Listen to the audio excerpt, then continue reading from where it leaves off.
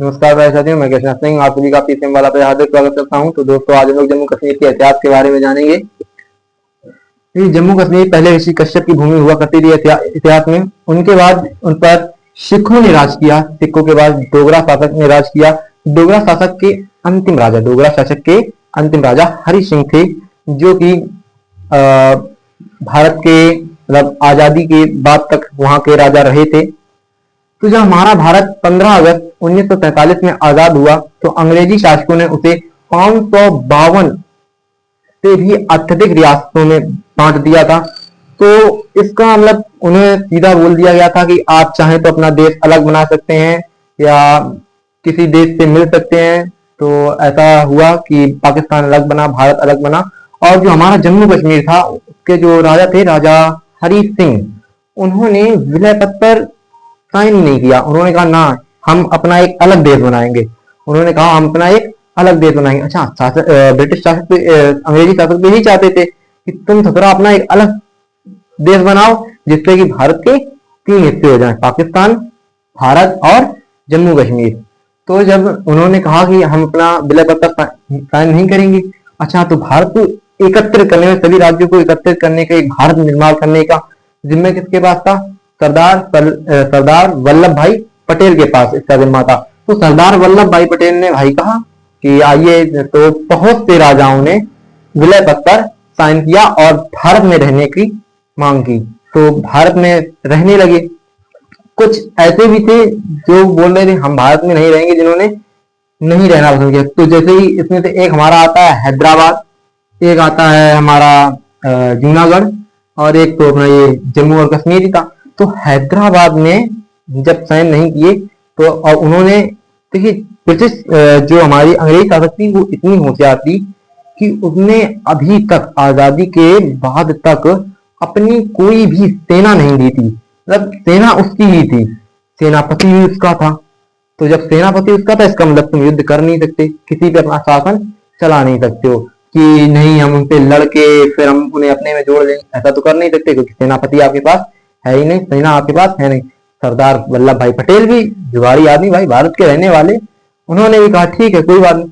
अपनी भारत की जितनी भी सेना थी, उसमें कुछ सेना को लेकर के उन्होंने बोला पुलिस की वर्दी पहनो। सबको पुलिस की वर्दी पहनाई और सीधा कहाँ? हैदराबाद पे अटैक कर दिया। मतलब सीधा हैदराबाद पे हमला बोला, हैदराबाद को भी अपने में, भारत में जोड़ लिया। अब वो जो सेनापति था अंग्रेजी शासक का, वो बोल रहा है, वो हस्तक्षेप करने लगा कि नहीं, आप ऐसा नहीं कर सकते।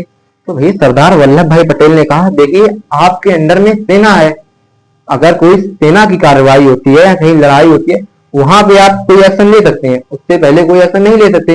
ये तो भैया हमारी पुलिस है, ये तो कोई वो सेना में आ नहीं रही है, आर्मी है या नेवी है या एयरफोर्स है, उसमें तो है नहीं, आप कोई इस पर एक्शन नहीं ले सकते। तो ये बोला ये बात भी सही है, ऐसा तो कोई कुछ हुआ नहीं है युद्ध वगैरह।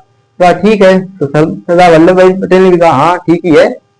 ऐसे करके हमारे में हैदराबाद जुड़ गया। अच्छा, अब बात थी जूनागढ़ की। तो ये जूनागढ़ में 99%, कितनी? 99% लोग हिंदू धर्म के थे। जूनागढ़ में 99% लोग हिंदू धर्म के थे। और जो जूनागढ़ का जो राजा था, वो मुसलमान था। वो भारत में नहीं जुड़ना चाहता था, वो पाकिस्तान में जुड़ना चाहता था। उसने तो सरदार वल्लभ भाई पटेल ने कहा कि ठीक है, लेकिन उन्होंने कहा ऐसे क्यों, मतदान होगा। तो फिर से इसने टांग अड़ाई। जो अंग्रेजी शासक था, जो सेनापति था, उसने फिर से टांग अड़ाई।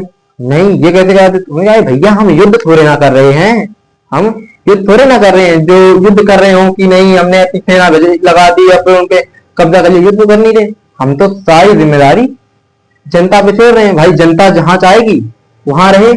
जनता से पूछा गया, वोट वगैरह हुए, तो जनता ने सीधा बोला हम भारत में रहना चाहते हैं। सभी ने बोला हम भारत में रहना चाहते हैं। जो वहां पे हिंदू थे, तो जब जनता हिंदू थी, तो जो इनके जो यहाँ के जो राजा था, जो मुसलमान था, वो पाकिस्तान में था। तो उसने कहा सरदार वल्लभ भाई पटेल से कि आप एक काम करिए, आप अपनी सारी जरूरत की चीजें लेकर के पाकिस्तान आ जाइए, हमसे मिल जाइए। वो बहुत अमीर था, बहुत अमीर था।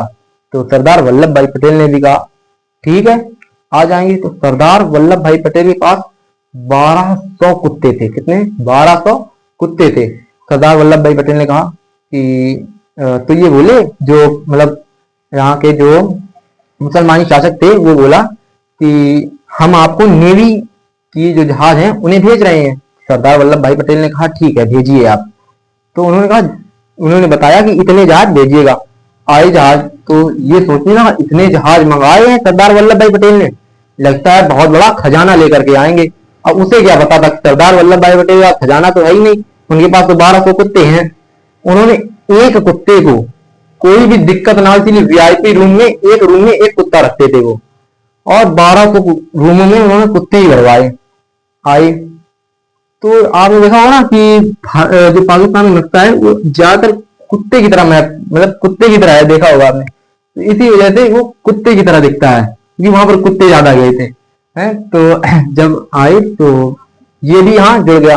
अच्छा, अब बात रही इसकी जम्मू और कश्मीर की। तो जम्मू और कश्मीर में हाई सिंह ने विलय पत्र साइन करने से मना कर दिया था कि हम सिग्नेचर नहीं करेंगे, हम अपना एक अलग देश बनाएंगे। तो ऐसी बात थी। तो पाकिस्तान अब सोचने लगा भाई ना तो ये अब हमारे पास आ रहा है और ना ये भारत के पास जा रहा है, सेनाओं से हम लड़ नहीं सकते क्योंकि सेना इसके पास जो थी यहाँ पे लगाई थी और उसने भी यहीं पे लगा रखी थी, सेना से भी नहीं होता क्योंकि युद्ध करना अंग्रेजों ने मना कर रखा था कि नहीं होता, सेनापति अंग्रेज था। तो उसने दिमाग लगाया कि उसने यहाँ से कुछ आदमियों को भेजा और यहाँ पे उन्होंने इधर से आतंकवादियों को अंदर किया। अंदर जाके वो आतंकवादी, तो देखिए आतंकवादी होते हैं, कोई इंडियन आर्मी तो है नहीं। आपने जनता को देखा तो एक बार इंडियन आर्मी सोचती है छोड़ो यार इन्हें नहीं मारना, हमारा मुकाबला सीधा आर्मी वालों से, हम आर्मी वालों को मारेंगे। लेकिन जो टेररिस्ट है उनका कोई लेना देना नहीं है। ये तुम आदमी हो, बच्चे हो, बूढ़े हो, कोई लेना देना नहीं, वो तो सीधा मारने आए, मारेंगे। वो गए। भाई उन्होंने देखा कि हर व्यक्ति हर औरत कुछ ना कुछ पहने है, कोई ना कोई सोना पहने। तो अगर वो कान में बाली या नाक में कुछ पहने होते थे तो पकड़ते थे और सीधा खींच लेते थे। मैं उन्होंने ऐसे बहुत सारा सोना लूटा। तो अब हरि सिंह डर गया। हरि सिंह ने सोचा अब तो हमारा जम्मू और कश्मीर गया। उसने फिर भारत के विलय पत्र पर सिग्नेचर किए और जैसे ही भारत के विलय पत्र पर सिग्नेचर किए वैसे ही सरदार वल्लभ भाई पटेल ने बोला अपनी सेना को जाओ और खत्म कर दो। तो यहां से सेना सारी गई और उनको पीछे पीछे धकेलने लगी, मतलब युद्ध हुआ पीछे करने लगी। तो इस तरह से हम लोगों ने ये भी जीत लिया। अब बात थी कि यहाँ पे जो